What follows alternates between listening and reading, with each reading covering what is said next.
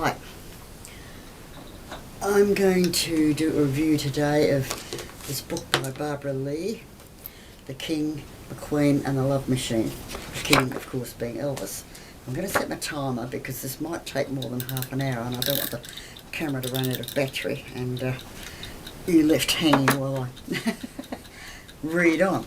Okay, to give you a bit of background on Barbara, she's a bit of a female version of Elvis. She had many lovers, many men. She was married once, or once that I know of, and very early in her life, and had one son who was always very close to. But she had a lot of lovers, a lot of men in her life. She loved men the same way as Elvis loved women, and good on her. Her main affairs in this book were with Elvis, Steve McQueen and James Aubrey, who was the head of MGM. She writes a terrific book. She, as she said, she really did love Elvis, the person, the entertainer, and everything. And this is a bit like Lynn Thompson's book. It's straight from the heart. Nothing nasty in it, but she tells it as it happened with Elvis. So the foreword is by Joe Esposito, and I'll read that first. I met Elvis when we served together in the army, and I was with him from the time we were discharged in 1960 until his death in 1977. I was his road manager, right-hand man, and close personal friend. In those 17 years, I handled almost every detail of his personal life, which, for a man with Elvis's schedule, was a 24-hour-a-day job. I got to know all of Elvis's girlfriends. One of my extra duties was organising their flight and hotel accommodations so that they could be a part of his hectic life. It was easy to recognise that most of these relationships fell into one of two categories. They were either relationships of convenience or relationships of trust. His relationship with Barbara Leigh was certainly one of trust. Elvis met Barbara in 1970 while he was performing at Las Vegas International Hotel. After each show, Elvis would hold court in his dressing room where celebrity friends and fans would gather. As soon as Barbara stepped into his dressing room that night, he couldn't take his eyes off her. I watched Elvis as he walked right up and sat down next to her. I don't think either of them spoke to another person for the rest of the evening. Not only was she his type, a brunette with very sensual good looks, they shared a lot in common. They both grew up poor in the South and both knew what it was like to be looked down on by others who had money. The two had come a long way to get where they were. Now the introduction from Barbara. This year, when she wrote the book, it was published in 2001. This year will mark the 25th anniversary of Elvis's death. A lot has been written about the man and the icon. A good majority of it has been negative, highlighting his gluttony and opulent lifestyle. None of this has come close to describing the Elvis Presley that I knew. I met Elvis on the 30th of August 1970 in Las Vegas when he was headlining at the Las Vegas International Hotel. I was a fashion model and aspiring actress who just happened to be his type. We met backstage, and for the next 2 years of my life, Elvis was a friend and a lover. During those years, I got to know Elvis as a man who was kind, sincere, gentle, funny, and even humble. He lived for his fans and gave them 100% of himself. In almost every way, he belonged to them. Because of his enormous popularity, he constantly struggled to maintain his privacy, his perspective on life, and eventually struggled to maintain his sanity. I was with Elvis in the downtime, those quiet hours between the shows and away from the public. It was in those times I really got to know how lovely and complex he was. Yes, Elvis had his faults, but I've never met a man quite like him. As a result of my love and respect for Elvis, I never spoke about our relationship while he was alive, and I tried to carry on that tradition after his death. I did, however, grant 2 interviews. One was for Peter Guralnick's book, Careless Love, and the other was a big mistake. The author's name was Albert Goldman. Goldman's book, The Despicable Elvis, was nothing more than an overblown tabloid article. Okay, so while I'm writing this book in part to set the record straight regarding our relationship. I can't complain too much. I've been lucky. I've had the opportunity to know some fascinating men in my life, such as Elvis, Steve McQueen and James Aubrey. Okay, I'll go on to when she first met Elvis. I first met Elvis. I've always wanted to meet Elvis. He was kind of my first love. I was in 3rd grade when he made his famous appearance on the Ed Sullivan Show in 1956. The cameras only filmed him from the waist up because his movements, people said, gave youth impure thoughts. I thought he was fantastic. I immediately got up off the floor and tried to imitate him, but I was quickly sent to bed by my foster dad, who was a religious zealot who automatically didn't like the young man who caught my attention, teaching me provocative moves. A little girl didn't move like that. The rebel image Elvis conveyed, combined with his southern down-home charm, drew me to this mysterious singer on the television. I have never taken to anyone like I did to Elvis Presley on that day. I can still see him on my mind's eye. He was the greatest. Let me see. August the 30th was a night I'll never forget. James and Aubrey and I flew to Las Vegas and checked into a luxury suite at the International Hotel. We went downstairs and joined the standing room only crowd of fanatic Elvis followers. The head waiter escorted us to the best seats in the house. Front, first row booth, dead centre, Elvis's booth. The energy in that room was mind-boggling. James and I were enjoying small talk and a drink with other couples at our table when a man with a twinkle in his eye and a lot of charisma walked over to greet James. I didn't know who he was, but I knew he was important. "And who's this lovely lady you're with tonight?" he said. "This is Barbara Leigh. Barbara, I'd like you to meet Joe Esposito, Elvis Presley's road manager," James said. Joe took my hand, looked me straight in the eye and said, "It's so nice to meet you, Barbara. There are certain people you connect with straight away," and Joe was one of those people. Eventually we would become close friends. Joe was extremely protective of Elvis because many people wanted to get close to him for all the wrong reasons. Joe was the man who decided who met Elvis and who didn't. As I would eventually discover, Elvis always got the best looking girl. Joe got the second best, and so on down the line. Joe looked at me and asked with a smile, "How would you and Jim like to come backstage to the dressing room after the show and meet Elvis?" Not wanting to show James I was too excited, I put on my best poker face and said, "That would be lovely." Inside, I was as excited as a teenager. I was going to meet my idol. At midnight, the lights dimmed and the opening music filled the room. The music pulsated in a frenzied beat that hit the audience square in the face. If you were dead, you would surely come alive. Goosebumps covered my body and butterflies filled my stomach. I'd never experienced anything like it. Elvis walked on stage wearing a high-collared jumpsuit, jewellery and a silk scarf. He strode across the stage with a cocky strut that said, "I'm in command now." The entire audience went berserk and came to its feet. Senior citizens looked as if they'd discovered the fountain of youth when Elvis hit the stage. I'll never forget the sight of them jumping up and down, clapping to the beat, shaking like they were young again. He brought everyone in the audience to life. Elvis exuded an energy on stage that was something to behold. His show was second to none, for he was and forever will be the king of rock and roll. He was non-stop singing, dancing, walking, talking, and continual motion for 90 minutes. He was as powerful as dynamite. Every woman in the place was swooning. During the concert, I felt as if Elvis was making eye contact with me, but then I asked myself, why would he be looking at me? He could have any girl in this place. Then I'll be damned if he wouldn't be smiling at me again.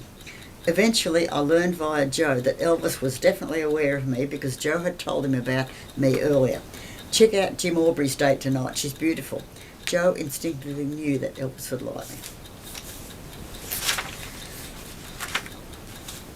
The show ended with Elvis's signature song, "Can't Help Falling in Love." He blew a kiss goodnight, which made the audience even more frenzied. I felt excited and exhausted at the same time.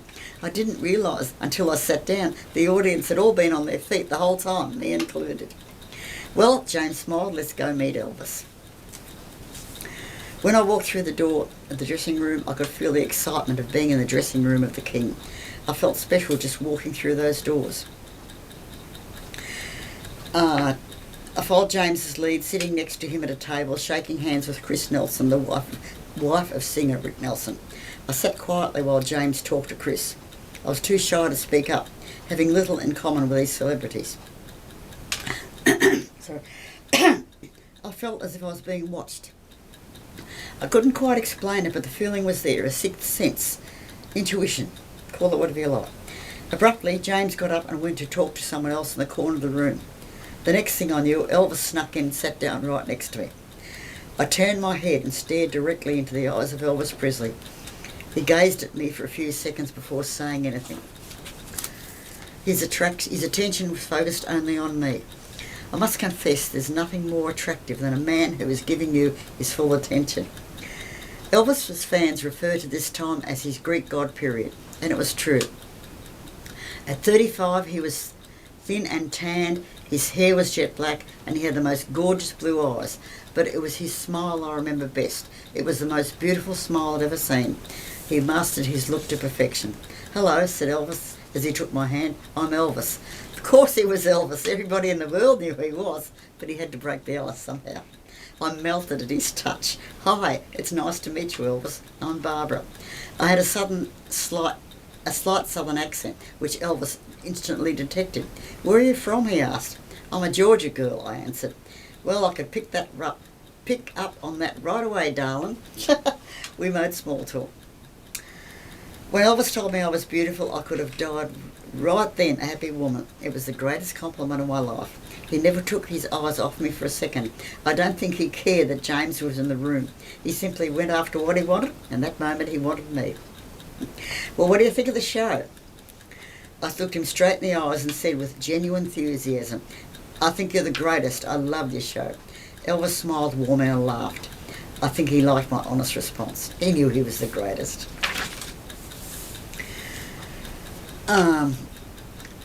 Elvis, let me see, where was it? Elvis said, "I'd like to call you. Could you give me your phone number?" He slipped a small pad of paper and a tiny pencil to me under the table. When I thought no one was looking, I wrote my phone number on the pad without looking down. Then I slipped the number into his hands, looking away as I handed the pad and pencil back to Elvis. We were still talking when James walked over and put his hand on my shoulder and said, "It's time to go." Elvis looked at me, gave my hand a squeeze and said, "I'll see you again real soon." Did I feel guilty about giving Elvis my phone number while I was with James? I can't say that I did. It didn't matter that I was in love with James. It didn't matter that Elvis was married to Priscilla. I had no illusions. Elvis didn't have time to invest in lasting friendships. His life revolved around music, trendy hobbies and women. He was the king, and this was a once-in-a-lifetime opportunity. As James and I walked to our room, he was a bit frosty toward me. Oh well, anyway, I'll get over that. Okay, anytime Elvis made plans with a woman, he left the details for Joe Esposito to work out. Joe had carefully prepared my flight schedule and hotel accommodations. He gave me his phone number and told me if I ever needed to get in touch with Elvis, I was to call him first and he would dispatch the king. Elvis, I would discover, was a master planner of covering his tracks. As one girl exited, his bodyguards brought in another. He needed a woman around him constantly. Amazingly, I don't think Priscilla ever caught him with another woman. She may have had her suspicions, but she never actually caught him. Of course, he had the money, manpower and resources to pull it off, but all the same, he was quite gifted when it came to hiding his romances. Yeah. While waiting for Elvis, I was personally introduced to Charlie Hodge, Elvis's friend and member of his entourage. Charlie was kind and sweet-natured. He was humble, yet content to be in the background. After waiting for what seemed an eternity, Elvis gave Charlie the go-ahead to escort me to his penthouse. Elvis flashed me his sexy smile when I walked in. "It's good to see you again, Barbara. I'm glad you could spend this time with me." Elvis had a way about him that made you feel as if you were the only woman in the world. It was one of the many special qualities about him. He took my hands in his and gave me a quick, soft kiss on the lips. It was her first kiss. I melted. He introduced me to the entourage. Okay. I learned quickly that when Elvis sat down, my place was right next to him, and that's where I stayed. Elvis loved women who waited on him hand and foot. If he wanted a drink, his woman got it for him. If you didn't instinctively know this, you were out the door. Luckily, I passed the first test. I attribute that to my southern upbringing. Southern women are taught to be gracious and charming, a stand-by-your-man mentality. The guys also helped me by steering me in the right direction. If a woman made life easier for Elvis, it made life easier for them too. Let me see. There's 6 there. Okay, I won't read it. The 6 bits. Okay. Elvis is very passionate and sensual. Yeah, anyway, okay. Uh, Elvis was a sound sleeper. I don't think I ever heard him snore in all of our nights together. I studied his famous face as he slept. His features were so perfect. He was the most beautiful man I'd ever seen. Sure was. Where are we? They were having breakfast. I'm so happy you decided to stay, he said. You don't mind seeing my show every night, do you? I thought he was joking. Mind seeing his show every night? Oh, Elvis, I can't wait to hear you sing again. He smirked. Good, that's what I wanted to hear. I like a little enthusiasm. Never for one moment did I believe I was Elvis's only girlfriend. I was definitely a naive southern girl, but I wasn't stupid. Even though I wasn't an educated woman, I possessed street smarts. And I always knew there were others. Lots of them. It was an accepted fact. I had others too, but none were as exciting as Elvis. Elvis walked into the dining room dressed to the hilt. He looked more handsome and radiant than I'd ever seen him. He sported tight black pants and a white shirt with a high collar. Oh, God. Yeah. Shit, sorry. Yeah, okay. What next? Elvis suggested I model a new dress that I bought. I couldn't wait to try it on. I felt beautiful all over again. I could tell by the way his eyes grew bigger and his smile got wider. He really liked me in that dress. Hot damn were the words out of this southern gentleman's mouth. While I was putting on the final touches, Elvis went over the celebrity list with Joe, finding out who would be his special guests for the evening. The King always had celebrities coming up to his shows, for his were the hottest tickets on the Vegas Strip. Elvis was gracious to his celebrity guests, and most were invited back to his dressing room. They absolutely adored him as much as his fans. Elvis wasn't a phony from Hollywood who was nice to your face, then stabbed you in your back when you left the room.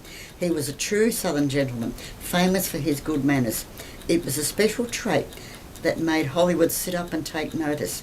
He possessed a boyish charm and charisma, combined with the presence of a masterful show business giant that made Elvis the star he was. Elvis also had a certain innocence that stood out beyond all that power.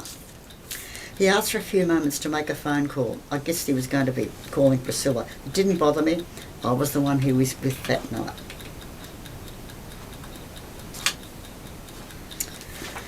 Okay. In those first nights with Elvis, I learned a lot about him. He was a very spiritual man.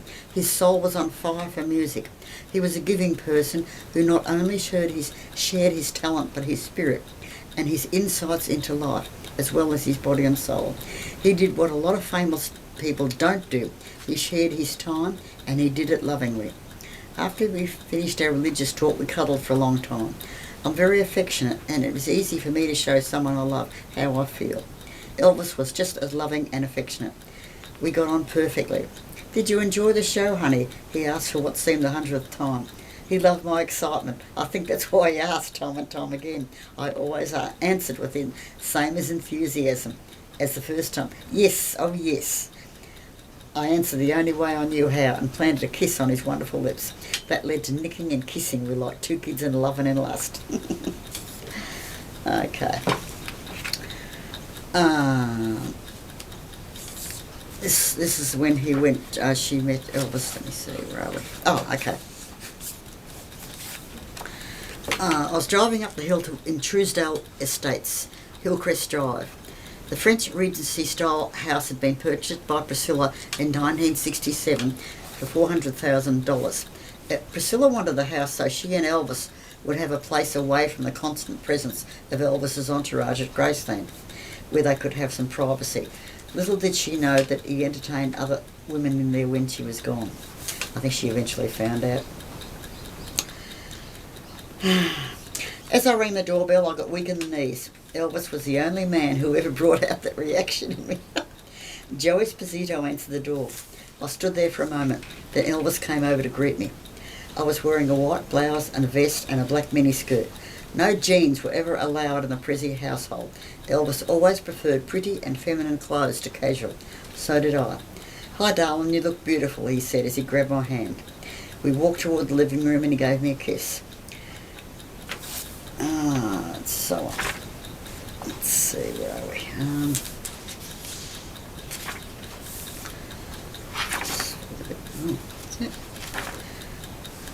Okay. Okay. In this section, they've gone to bed together. They do. We were all starving when we got back to Truesdale, so we headed for the kitchen. I settled on a peanut butter sandwich and Mexican wedding cookies, which Elvis loved. After making love, Elvis wanted a few more cookies and milk, which he followed with the usual evening cocktail of pills. While we were sitting in bed watching television and eating cookies, Elvis started to nod off. His mouth was still full of cookies and he began choking. I jumped up, grabbed my glass of milk, ran around to his side of the bed and started yelling, "Elvis, wake up, drink this, Elvis." I held the back of his head, giving him milk a little at a time, all the while talking to him as if he was a child. "Elvis, drink up, swallow your food." He coughed up some of the milk and after a few minutes his throat cleared of the cookies. He finally got all the milk down before passing out again. I never called Joe or anyone else for help because it all happened so fast.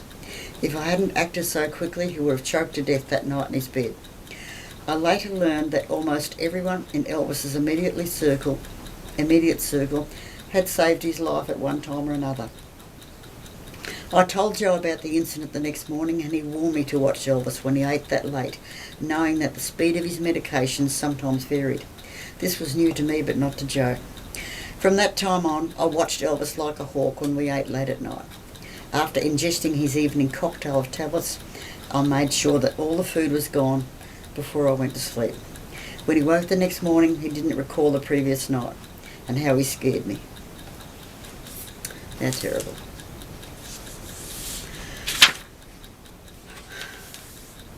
So sad.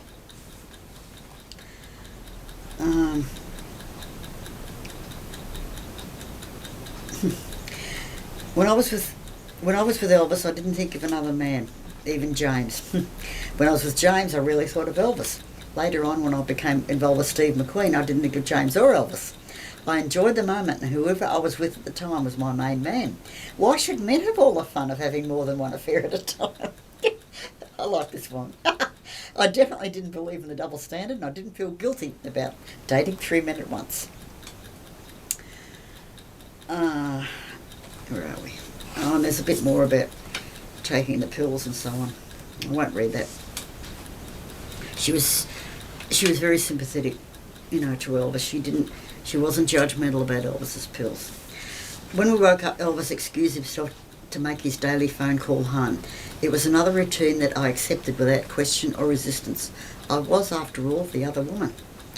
Sharon, his sister, joined us for breakfast. The sight of Elvis eating pancakes and applesauce brought a smile to her face. Having breakfast with Elvis was an exciting experience, a once-in-a-lifetime memory. Yeah. That night, February 19th, a female fan rushed the stage, causing the microphone to hit Elvis in the mouth, chipping one of his front teeth. Being the ultimate professional, Elvis shrugged it off and continued with the show. The hysterical woman was grabbed by several members of the Memphis Mafia and escorted back to her table. After the show was over, Sharon, I didn't mention this, Sharon is Barbara's sister. She was staying with Barbara at the time. Sharon and I were escorted back to the suite.